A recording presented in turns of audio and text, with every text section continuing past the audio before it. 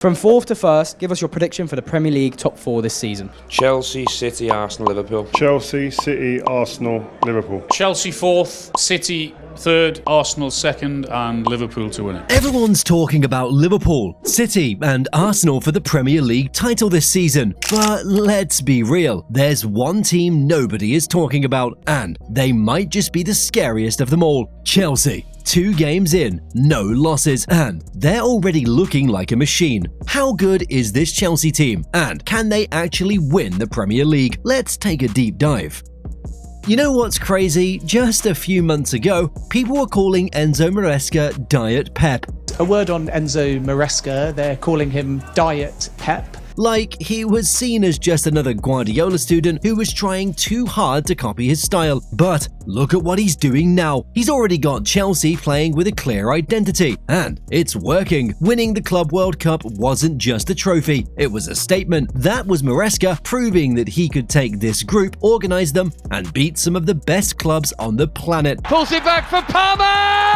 And the energy around the team has shifted since then. You can see it in the way they press, the way they dominate possession, and the way every player seems to know exactly where they should be on the pitch. This season, Maresca doesn't look like he's just here to stabilize Chelsea. He looks like he actually wants the Premier League title. The hunger is obvious, and the scary thing is that nobody's talking about it. Everyone is locked in on Slot, Pep, and Arteta, but they're ignoring the fact that Chelsea are still world champions. And if you're watching closely, you'll see Maresca is not just setting Chelsea up to compete, he's setting them up to surprise everyone. And the reason that's so dangerous, it's simple. It's his tactics. Because the way Chelsea are set up right now, they can beat anyone. Before we continue, if you're enjoying this content so far, I'd like to ask for a small favor. Please take a second to like this video and subscribe to our channel. Can you believe that over 95% of our viewers watch the videos without subscribing? They're missing out on so much content every week. Imagine what we could accomplish if everyone subscribed. It costs you nothing, but it makes a huge difference to us. Chelsea aren't just winning games right now because of individual talent. They're winning because Enzo Maresca has built a system that is pulling defenses apart piece by piece. And the heart of it all? That 3-1-3-3 formation. The shape is deceptively simple, but what it does to opponents is brutal. By creating a solid base of 3 defenders and a single pivot, usually Caicedo, Maresca fills up the rest of the team to attack with fluidity and structure. Opposing midfields get stretched, defensive lines are forced into uncomfortable positions, and suddenly Chelsea's attackers are getting time and space to make the difference. Now, if you think back to last season, Chelsea had real problems breaking down low blocks. They'd just circulate the ball endlessly high up the pitch, suffocating the opponent but never actually finding the gaps. Cole Palmer, for example, often had to drop deeper just to get involved, which made Chelsea less dangerous overall. But here's where Maresca flipped the script. Instead of holding possession too high up, Chelsea started circulating the ball from deeper areas. That change forced opponents to push up, leaving way more room in midfield and behind defensive lines.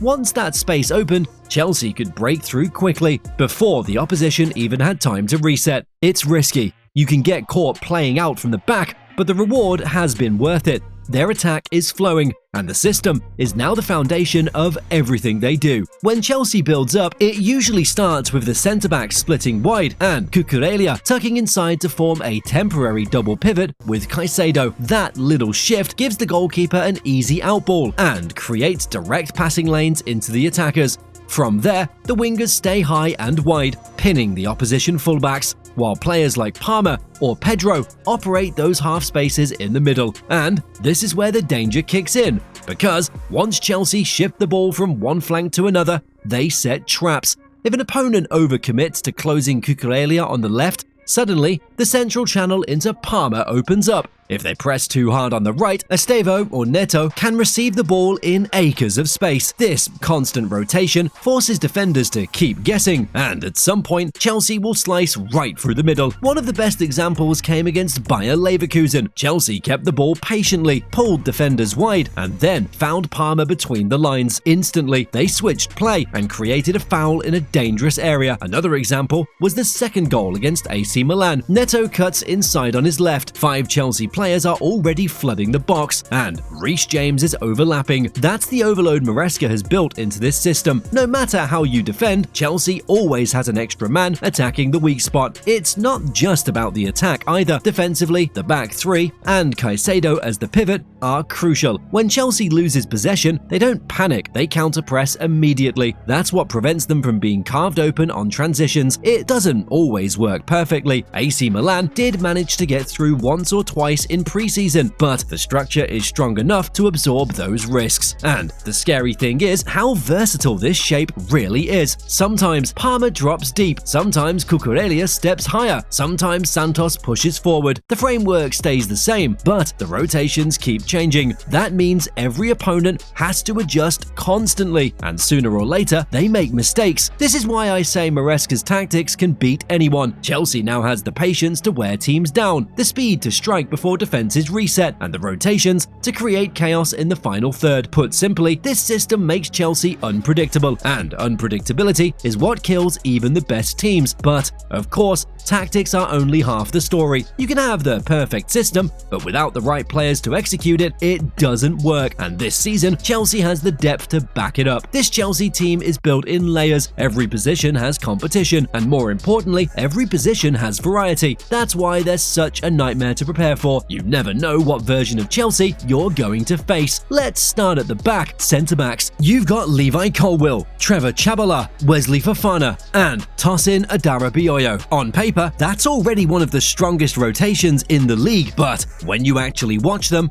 it's even better. Colwill brings calmness and ball progression. Chalobah is versatile and can slot into multiple roles. And Fofana, when fully fit, is just a powerhouse, fast, aggressive, and tough to beat in duels. But the real surprise this season, Tosin Adarabioyo. Nobody really expected him to step up this quickly. The way he's been playing out from the back, those sharp forward passes into midfield, the confidence to break lines. He's proving he's more than just a backup option. And for Maresca's system, having a centre-back who can actually play like a deep-lying playmaker is priceless. That said, there's one concern: Colwill's injuries. You can't rely on him to stay fit across an entire season, and that's why Chelsea needs to act smart. Someone like Mark Gay makes a lot of sense. He's strong, composed, and his passing ability is underrated. He plays with the same sort of calmness as Colwill, and tactically, he'd slot straight into this setup. If Chelsea moves fast, he could be that safety net the backline needs. Now, let's talk about the fullbacks. On the left, Marc Cucurella. Last season, he was a force, and this season, he looks just as intense. He's not just defending well, he's vital going forward, inverting when needed, or bombing down the flank with energy. He's passionate,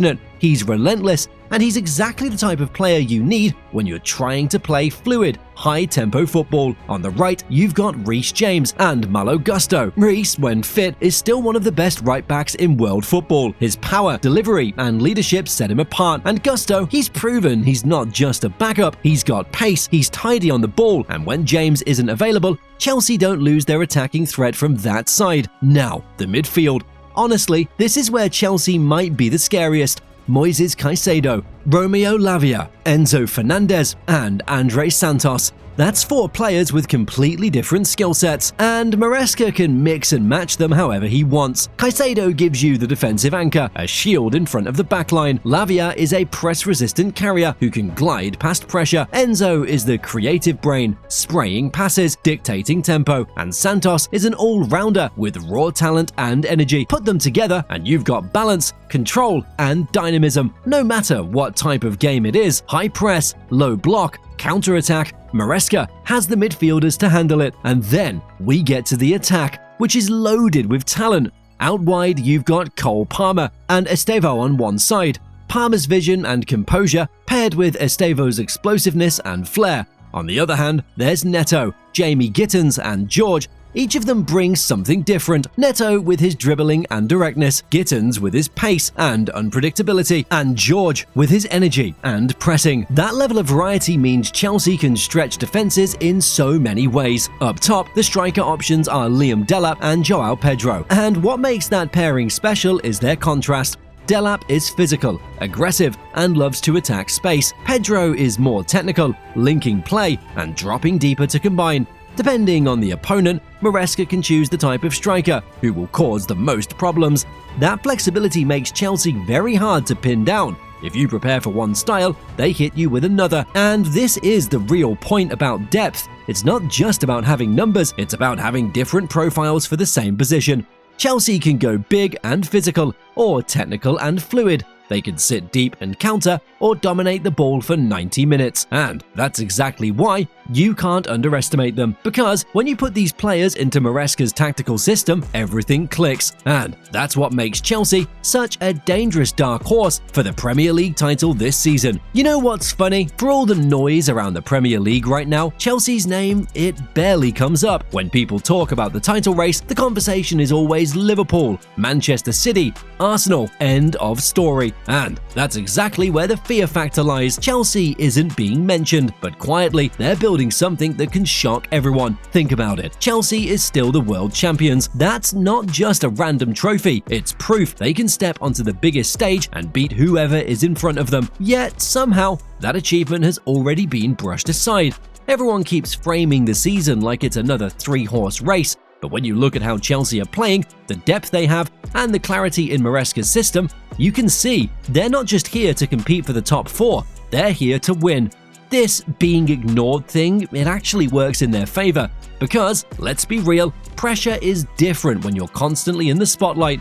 Liverpool, City, and Arsenal, they're expected to win every week, expected to put up 90+ points, and expected to carry the weight of being favourites. Chelsea don't have that same spotlight right now, which means they can focus on developing, growing, and executing Maresca's plan without the entire media waiting to pounce on every mistake. And the scary part is that the more they win under the radar, the more dangerous they become. Imagine a scenario where by December, Chelsea are right up there in second or third place, a couple of points off the top, and nobody saw it coming. That shock factor alone shifts the narrative. Suddenly, the dark horse becomes a legitimate contender, and by then, it's too late for the rest of the league to adjust. It's also psychological. Opponents prepare for City and Arsenal differently because they know exactly what they're up against. But with Chelsea, teams are still underestimating them. They think it's the same Chelsea of the last few years, unstable, inconsistent, always one bad run away from collapsing. Except now, it's not. Maresca has given them stability, he's given them an identity, and when opponents approach them lightly, they get punished. You can already see the signs of this in the way Chelsea is dominating early games. They don't look like a side struggling for confidence anymore. They look like a side that believes. Every pass, every press, every transition. It's all done with intent. That type of belief, combined with being underestimated, makes Chelsea incredibly dangerous. And that's why I think this dark horse label is perfect. Because Chelsea aren't in the conversation. But when the dust settles, they might just be the ones lifting the trophy. And the beauty of it, Chelsea fans actually like it this way. We're not being mentioned, we're not being hyped, but we can see what's coming. What do you think? Can they win the Premier League this season? Well, let me know in the comments, and don't forget to subscribe to the channel. Thank you.